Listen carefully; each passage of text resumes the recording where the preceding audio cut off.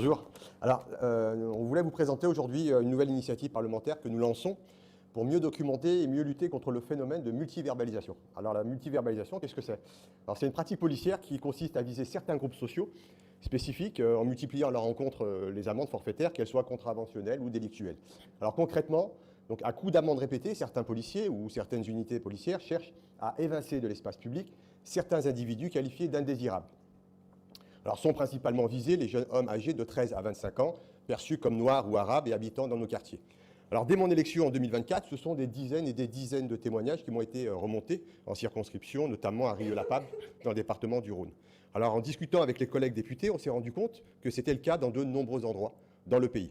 Alors, nous ne sommes pas les seuls à nous inquiéter de l'ampleur du phénomène. La Défenseure des droits, des universitaires comme les sociologues Magada Boudros et Aline Dayer, des associations comme RICLEM, Human Rights Watch et la Maison communautaire pour un développement solidaire viennent justement de sortir un rapport commun sur le sujet.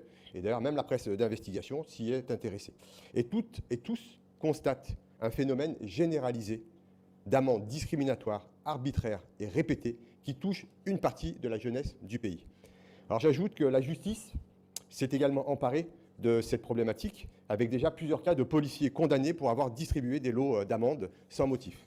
Donc après une série d'auditions en 2025, printemps 2025 précisément, nous avons déposé une proposition de résolution visant à la création d'une commission d'enquête parlementaire sur le phénomène de multiverbalisation et ses conséquences.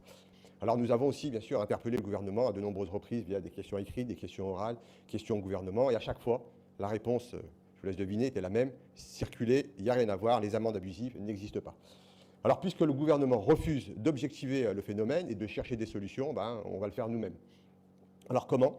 Donc on lance un questionnaire national visant à recueillir des témoignages et des données pour tenter de répondre aux questions qu'aurait dû se poser une commission d'enquête. Donc quelle est l'ampleur du phénomène, les publics concernés, les conséquences sociales et économiques de la multiverbalisation en matière d'éviction de l'espace public, de surendettement, d'accès au marché bancaire ou au marché du travail. Alors comme on l'a déjà dit et je tiens à le répéter, nous voulons une police républicaine. Et les pratiques discriminatoires et arbitraires n'ont pas leur place en République. Donc la multiverbalisation et les amendes abusives doivent disparaître. Donc on continuera à lutter contre ce fléau via des initiatives parlementaires et dans le cadre de notre programme en vue des échéances électorales de 2027. Je vous remercie.